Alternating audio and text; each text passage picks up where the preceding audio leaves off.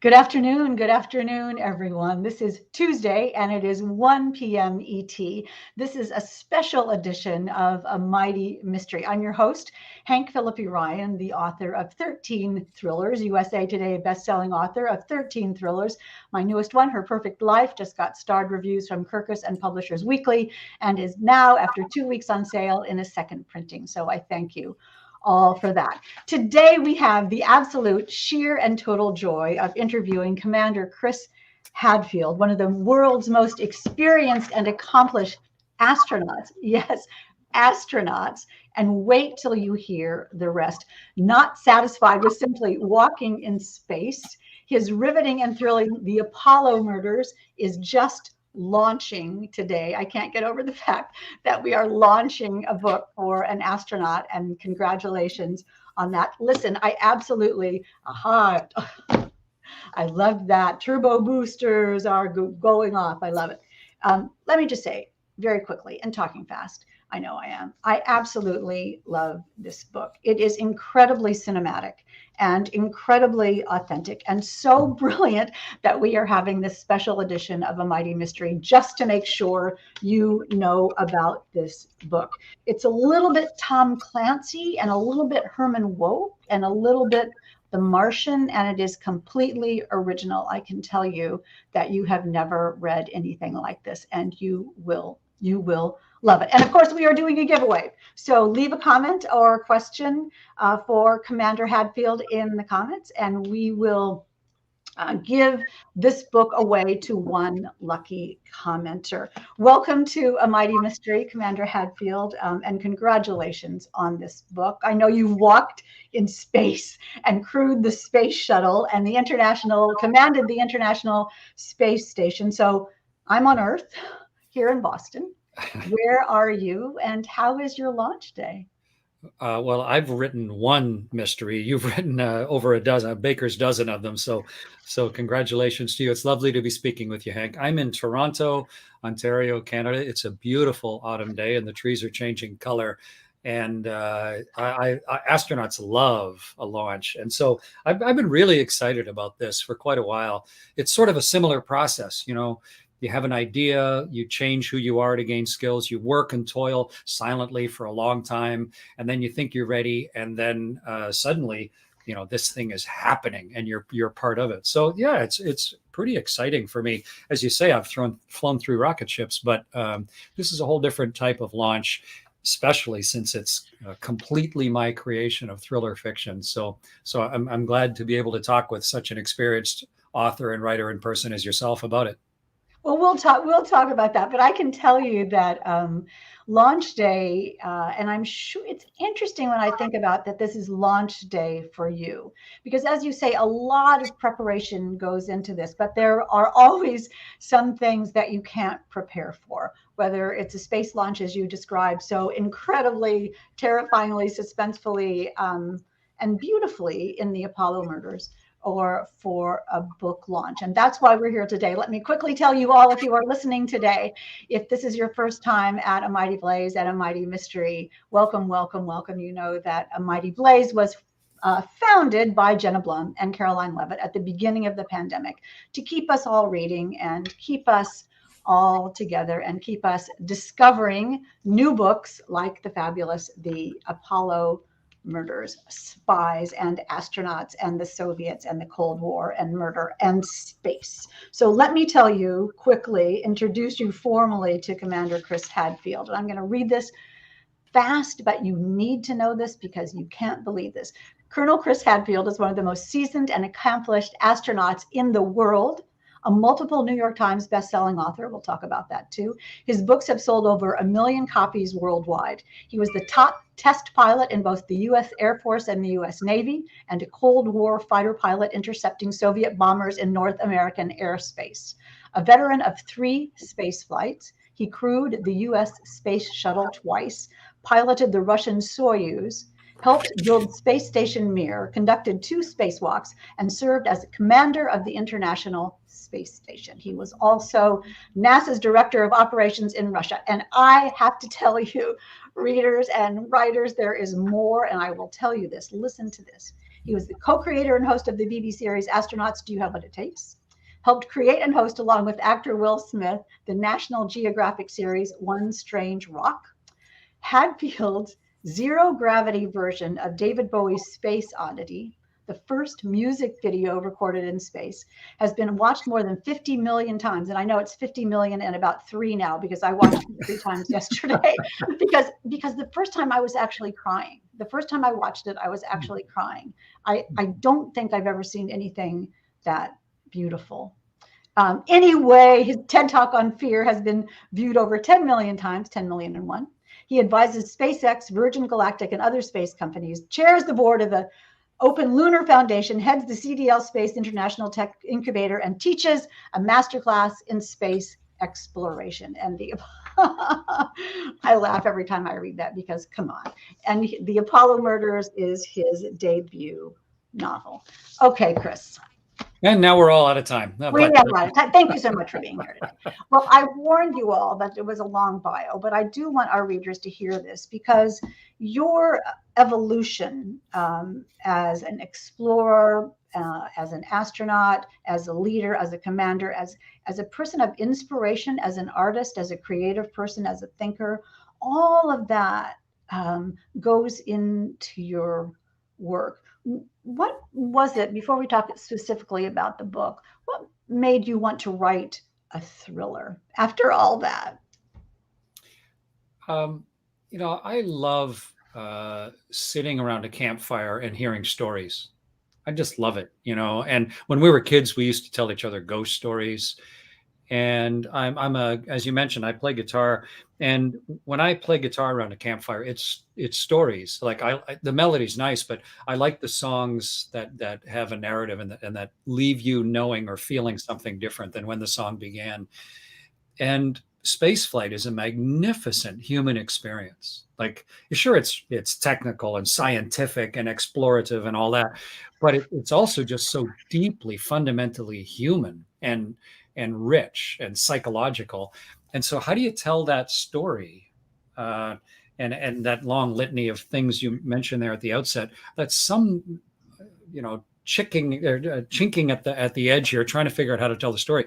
But I thought, wouldn't it be fun to try and tell the story through sort of the visceral involvement of a thriller action fiction kind of book? Because then you're really right there in the moment. It's as if someone was sitting around the campfire and telling you what happened, and you can feel the shock of that moment when something happens. And so I had no idea whether I had the ability to do it or not, but I thought I'd give it a try. And then everything else after that is just, when am I going to set it? How am I going to do it? And do I have the capacity to write, a compelling fiction story? So to me, it was just sort of that one, perhaps the most effective way to share the incredible richness of experience that I've had in orbiting the world 2,650 times or so.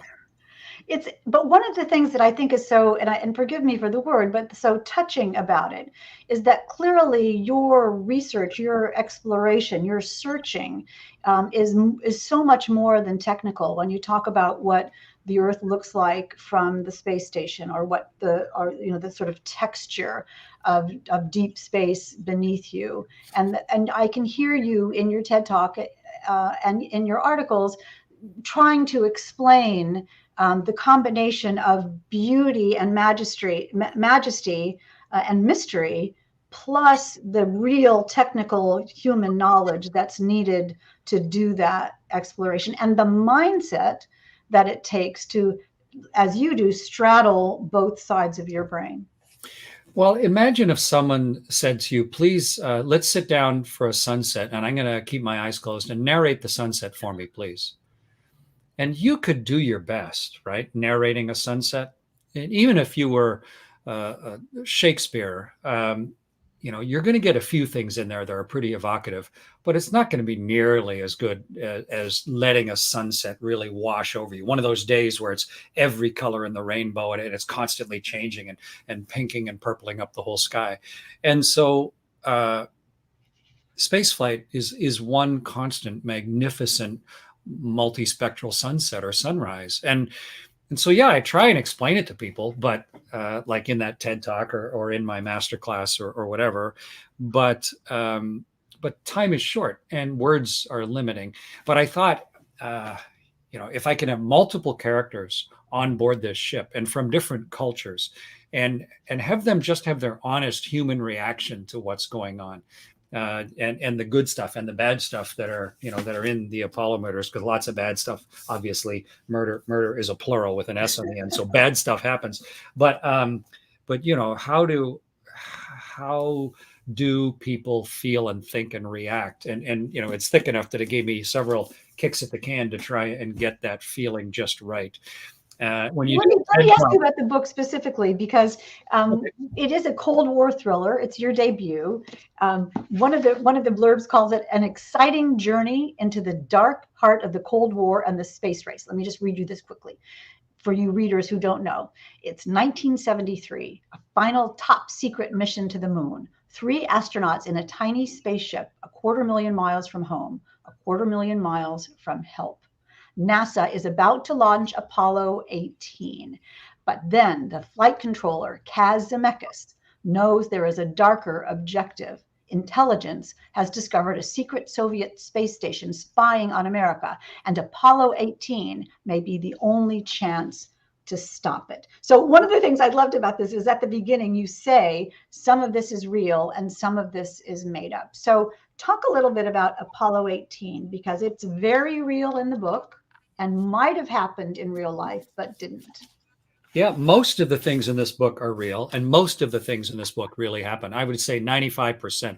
Apollo 18 was real. That space station, that secret Soviet spy space station you talked about, it was real.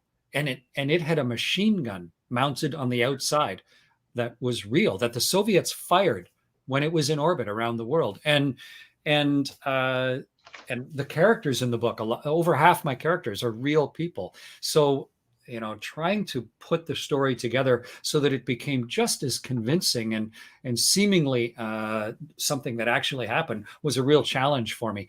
Nixon canceled Apollo 18, partially for financial reasons, partially because of what was going on, with pending Watergate and the end of the Vietnam War, but partially because he was afraid. They'd been successful with Apollo 11, and each flight was another big risk. And Apollo 13 cut it so close to the bone to almost killing all the 3 astronauts on board. But the rocket was already built. The capsule was already built. The astronauts were already training. So that became a really good place to stick the story, was while this Soviet space station was up there and it mysteriously malfunctioned in real life. There was a thing on the moon, or a Soviet probe on the moon that mysterious malfunctioned and died in real life on the moon in the spring of 73. And that's where the story takes place. So I think readers, I actually put an author's note in the back so that you don't have to Google everything, because there's so much. The characters that are in the book, they're real people, a lot of them. And so you don't have to try and figure out for yourself what's real and what isn't. I tried to keep track of all that for everybody in the back. But it was really fun to read. I mean, I lived through the time, of course, and so it was very nostalgic for me to see all those names, from Gene Kranz to Bob Haldeman to Richard Nixon to, it really is so evocative. But you as an author, so was that what the key was? Was the domino? Was that, what if Apollo 18 had lifted off? And what if there was a reason? And you created, with juggling Moscow and Houston and Washington, D.C. and space, what might have happened? Yeah, some documents that were just recently declassified, they reveal the reality of this plot, how close to what happened is reflected in the plot that I made up for the Apollo murders, and the intercept and the secrecy that was going on, the U.S. military astronauts that were part of the manned orbiting laboratory to fly this mission, Nixon was getting funding from the Air Force in order to feed back into the space program, just to be able to fund the space shuttle.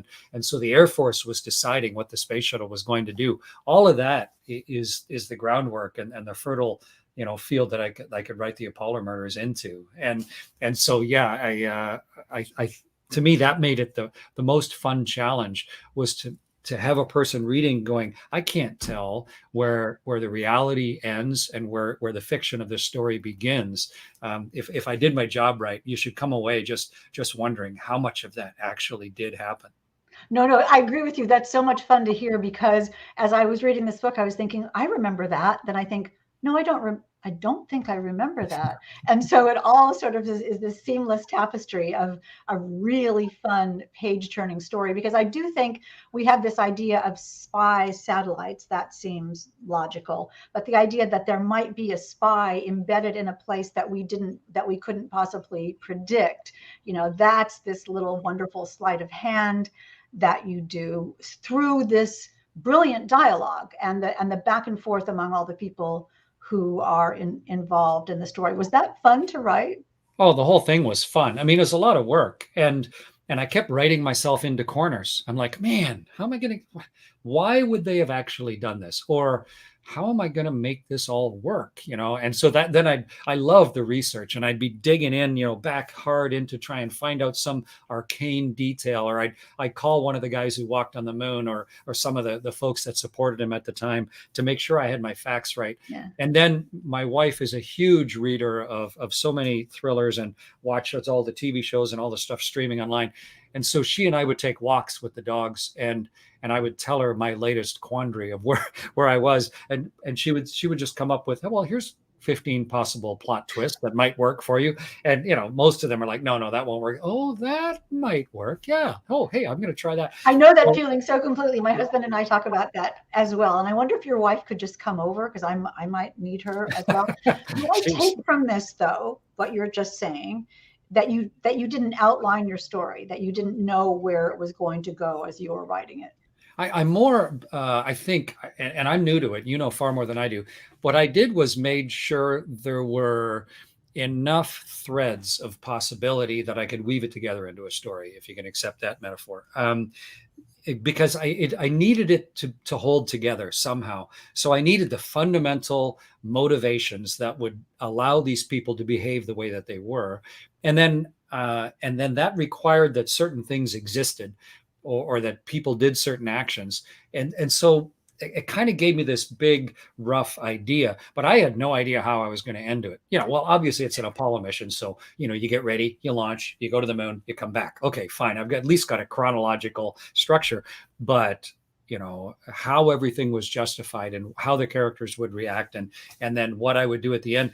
And it was so delightful, Hank, when I got to the end, the last day, January 10th of this year, and I was working on the big action-packed conclusion. Yeah. And I wrote the end of one sentence, and I hit push the period, and I went, holy crap, I just got to the end of the book.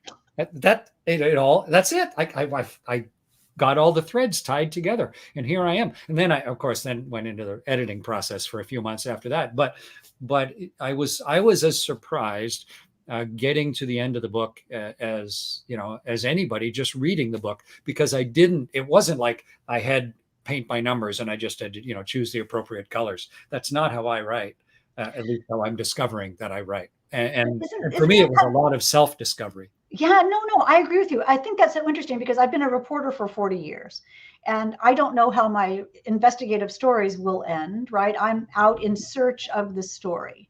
And just like exploration of space or whatever, you're exploring the boundaries of your story, and you're seeing what's going to present itself to you, and you're asking yourself, what would someone really do in this situation? And you have this massively gorgeous amount of knowledge that people like us have no idea about. The authenticity of the people at the Space Center was brilliant to read.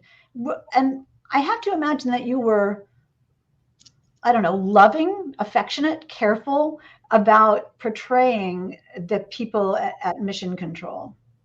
Yeah, I worked in mission control for years. The same mission control that Gene Kranz and the Apollo 13 and all that stuff that everybody's familiar with, and then the new mission control for the space station. I worked in them both, and it's a really integral part of a space flight, of course. All the expertise, they're the ultimate help desk, right? Yeah. And all of that expertise is there. And I once had a writer sitting next to me in Mission Control. She was going to write an article about what goes on in there. And after about an hour in the room, she looked at me and said, "This is just a big whodunit.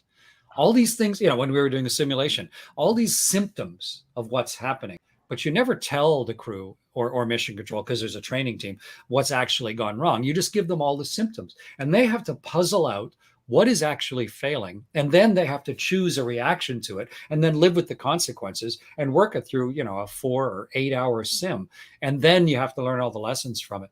And so working in mission control is the next best thing to space flight.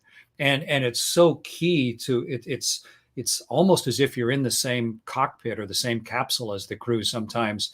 But of course, there's also mission control in Moscow for the Soviet crews. And then for the lunar lander, they have their own mission control down in Simferopol, down on the Crimean Peninsula.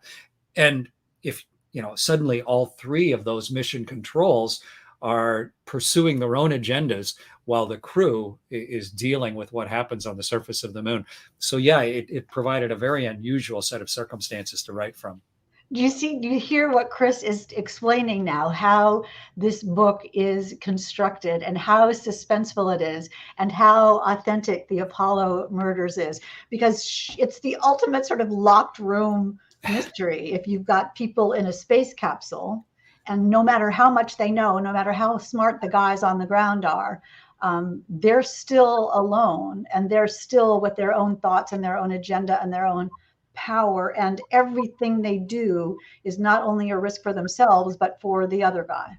It's also interpersonal, right? Because you're there with other people. And so everybody's got their own quirks and their own strengths and their own weaknesses. So not only are you counting with your life on the other people, but everything that is going on with you. I mean, Earth is it's 250,000 miles away. Earth is just sort of a planet way in the distance, like Mars. And yeah, you're getting words from Earth, but Earth becomes a single entity. Like, hey, what did Earth say? Oh, Earth said we should do this now. Okay, fine. Your crew exists separately from this, currently 7.7 billion people on Earth. There's a real psychological schism. And I really wanted to allow people to get that feeling of how this is a little band of imperfect people. And in this case, with nefarious intent to some degree, in a very strange locked room set of circumstances to build the tension of what actually happened. And the tension is amazing because it's so visual and so cinematic and so risky. And you're just in that ship with them trying to figure out what is going on, and internally in the ship, and then the externalness is so huge. Another thing that I love about this book and about your brain is the awe and respect you have for every element of it, for the universe, for the people, for the technology, for the science, for the possibilities, for the unknown. Yeah, I think the easiest default is to drop into sort of a critical role, because it takes zero effort to be a critic, right? You don't have to create anything. You can just look at something and pass your own judgment, and then you're sort of done with it. And I find that disappointing as a human behavior. If you're not willing to use your own imagination and your own abilities and your own differences to actually help in the creative process of what's going on around us, and not just be someone sniping on the side. And so, I try and surround myself with people that are working really hard to make the most of who they are and what their capabilities might contribute. And I think it provides a much more fun life. And so it reflects into everything that I do, into the music that I write, and the spaceships that I fly, the airplanes that I fly, and the writing and other things that I'm involved in, because I think life is way more interesting if you're building and creating, rather than if you're just sort of grumpily passing judgment on everything that goes by in front of your eyes. But it's so strange to think that a murder mystery thriller about space travel and spies comes out of love, but it does seem to come out of love. Well, I fell in love with the space program when I was a kid. You know, I was watching Star Trek. I mean, how cool was that? I was whatever, 6, 7 years old, and you know, it was just like Bonanza. It was a Western, but it was happening in space. And these people, I mean, there was a Russian on board and a Sulu, I guess he was Japanese, and Uhura, and you know, this was a really unusual cast, and they were on a 5-year mission to explore the universe, and they were led by a guy from Montreal named Bill Shatner, and you know, I was just, it was a comic book come to life. Yeah. And so you I just wanted to found be it, an astronaut? You wanted to be an astronaut since you were a kid? I decided to be an astronaut. Well, fortunately, it wasn't just fantasy, because while I was a kid, the space race was going on, and they walked on the moon the summer that I turned 10. So that night, July 20th, I thought, holy cow, that's a choice. You can choose to fly in space and walk on the moon. That's what I choose. How do I do that? What do I do? And so I really started changing who I was directly as a result of the science fiction and thrillers that I'd read, and then the reality of what was happening in the technological and human exploration world around me. And incredibly enough, you know, as my tedious bio revealed, I flew in space 3 times and commanded a spaceship. And, you know, during one of my spacewalks, Hank, we went through the Northern Lights, through the aurora. I got to surf on the aurora as it was pouring between my legs and rippling around the ship. That happened to me, you know, as part of this same life of that little kid watching Star Trek. So you know, it That sort becomes of a changes. very self-reinforcing pattern of life, you know, to try and really actively pursue the things that you love, and try and make that your profession if you possibly can. That's such an inspiration for all of us. It's sort of when you say "have a nice day," that sounds like a nice day. I know that we're supposed to be talking about the Apollo murders, and I want you, after this is over, to run right out and get the Apollo murders. It is absolutely incredible and riveting, and you will not put it down. It's my favorite kind of book, and it has a blurb from Frederick Forsyth, who did you read Day of the Jackal? Can you believe that? I No. mean, so you know, I'm a new guy writing books, and I thought I got to read from all the masters. And so I read, you know, a bunch of the Arthur Conan Doyle and everybody since. You know, I was just reading because you know, I read Stephen King's book on writing, and I watched James Patterson's masterclass. Like, how do you do these? Brilliant. You know, it's like if I'm going to cook, I need a recipe. So like, how do you do these things? But they all said, if you're going to be writing, you got to be reading. And so I thought, okay, fine. And so I'll clinically take apart how these guys write. And kind of my graduate reading exercise, what I've always thought was just such a beautifully, exquisitely told story, was The Day of the Jackal. So tense. And he doesn't reveal to the end, you know, how the secret was maintained. And this flawed protagonist, you know, doesn't accomplish his great quest. But Frederick Forsyth recommended this book. I can't believe it. You know, he was my homework assignment that I gave myself, and he loves this book. That's just I still. It's the classic. It's the classic. I can't believe that. He made us root for the bad guy. Every time I read that book, I think, "Ooh, maybe this time he'll win." You know, and I think, "No, I'm not supposed to." Quickly, because we don't have too much time, I want to take a couple of questions from the audience. Your musicalness is so extraordinary. There's music throughout the book that is so perfect for the times. I remember it well. And you recorded David Bowie's A Space Oddity in space. As I said, it made me cry, so I had to watch it again. Why did you do that? And we'll put a link in the chat so everybody can run and see that. Yeah, it's easy to find. Just Chris Hadfield, David Bowie, or Space Oddity. So I've always been a musician. My mom's a very good musician. My brothers and sisters are musicians. I taught myself. My brother and I taught ourselves to play guitar when we were kids, and I've always written music. I've always liked it. I've played in bands. I have this sort of mind that can remember lyrics. So I probably know 500 songs cold, you know. So I can just play, and I love the liberating feeling of that. And I thought it would be fun to try and write an entire album of original music on the space station. And I did. And it's called Space Sessions, Songs from a Tin Can. and it's done quite well. What it's like to, because eventually, it's like all those sailor songs where they were Uh-huh. traveling the world. Um, and but as soon as someone caught wind of the fact that I was writing and recording on the spaceship, there was sort of this buzz through the internet.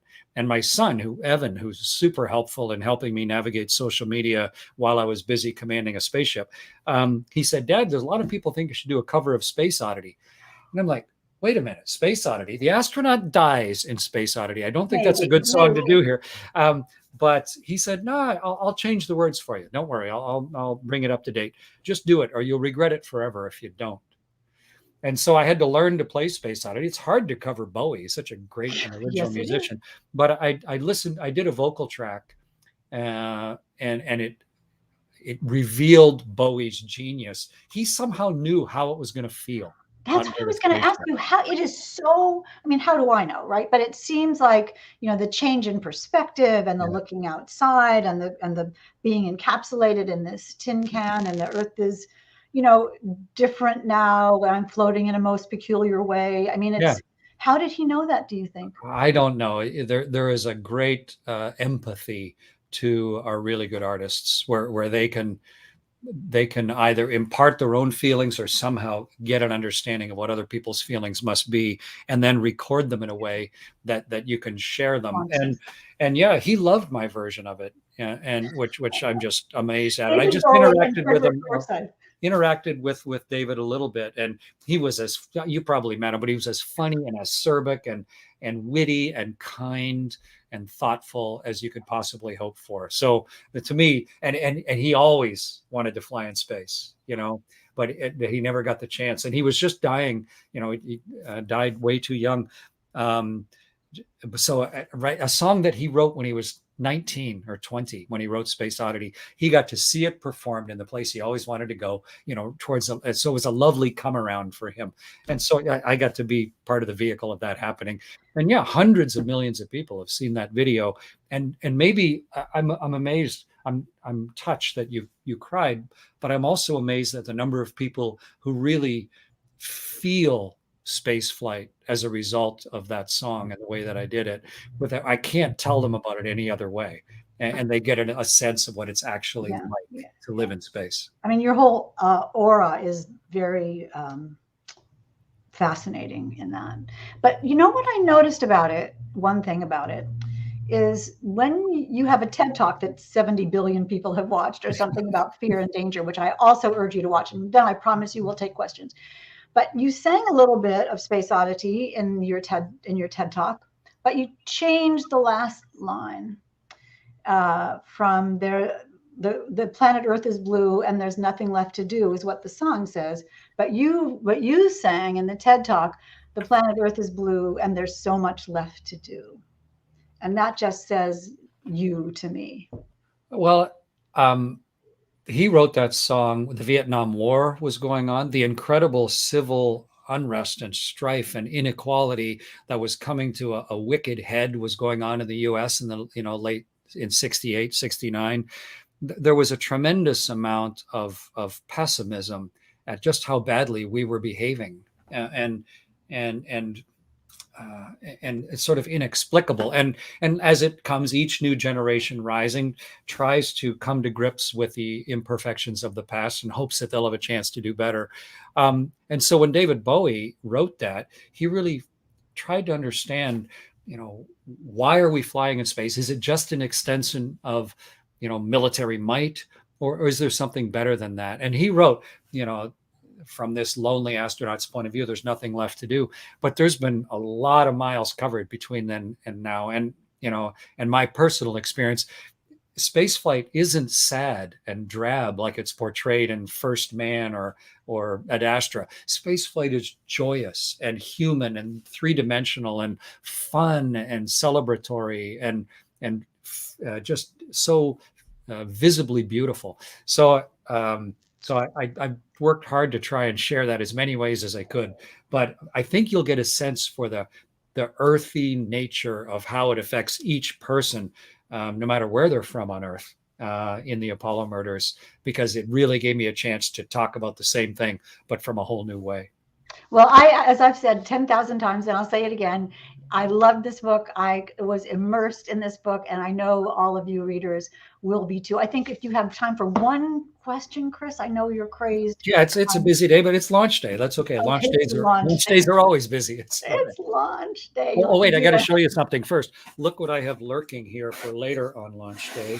It is a bottle of champagne. So And well deserved. I a mean, little later, well we'll open deserved. some champagne. But for now, yeah, I do have a few more minutes if you'd like. Okay, great. Thank you. Gail is asking, what was your impression of Earth from space? Truly a big blue marble? What was your impression of Earth from space? My first impression, Gail, was overwhelmed. Like I was just gobsmacked. It's like, I don't know, if you're you know how sometimes when you're coming in off the street and you come into some really vibrantly active bar or restaurant or theater or something where you've said this sort of quiet set of circumstances and suddenly you're just over assaulted by sensory overload, or walking into a midway of a fairground or something. That's what the earth looked like at first. I couldn't see fast enough at everything that I was looking at. But fortunately, I flew for half a year in space. And so I got better and better. And I started noticing detail and recognizing that you need to look around and, like Ferris Bueller, you got to look back and catch how the sun is glinting and all those other little subtleties. And I got really good at looking at the beauty of the earth. And it is this incredibly rich and generous, gorgeous, three-dimensional kaleidoscope of texture and color. And a lot of it's blue, as you say. Obviously, the Pacific, even on a spaceship, it takes a long time. It takes like 30 minutes to cross the Pacific. It's big. But the dirt parts of the earth, the rock, even the oceans actually, and the storms and the history and the ancient nature of the geology and human settlement, it's all right there all the time, just for you to try and take the trouble and put in the effort to begin to understand and appreciate. And I'm loving the fact that spaceships are getting simpler now. So hopefully some of our really talented artists will get a chance to see what I've seen. And I've done my best, but get a really talented storyteller or painter or whatever musician up there so that they can share it in a way that I'm incapable of doing, because it is so and unendingly giving. It's interesting because I remember in the Once and Future King, in T.H. White's Once and Future King, Merlin takes young King Arthur flying, and Arthur says, "Where are the boundaries?" And Merlin says, "Man put the boundaries. There are no boundaries on this earth." And your space flight reminds me of that magical realization that we're all here together and that it's beautiful. My second book, I tried to answer that exact question. It's a book of images. And when my precept for the book is called You Are Here, my precept, that's actually a picture of Detroit and Windsor. But my precept for the book was, if you and I, Hank, were floating together, weightless at the window of the space station, and we had one trip around the world, what would I show you? And now that I know what to look for. And so I chose, out of 45,000 pictures that I took, I chose my favorite, I don't know, 150. And some of them are just goofy and funny, how the earth does something silly underneath you. And some of it is so sad because we're doing something really bad. But most of it is just raw, gorgeous variety and beauty underneath. And so, and I didn't want all those pictures just to be wasted in an electric file somewhere. So that's why, and this was a New York Times bestseller, but I think the experience is way too rich to keep to yourself. Well, I wish we were together in the space shuttle looking out the window and you pointing out things to me. That is something devoutly to be wished. But till then, I will be happy with the Apollo murders, and so will all of you listening today. Congratulations, Commander Hadfield. This is a huge and another triumph. And thank you for everything that you have given to all of us. Well, thanks very much, Hank. And I have so much to learn from you on how to write a series or how to write the next book. And I'm obviously looking forward to what to do next. But it was a great pleasure to talk with you. Thanks very much. Happy launch day. We will see you next time. And you readers, we will see you at 4 o'clock for Lori Rader Day on our regular edition of A Mighty Mystery. And until then, have a terrific rest of the day.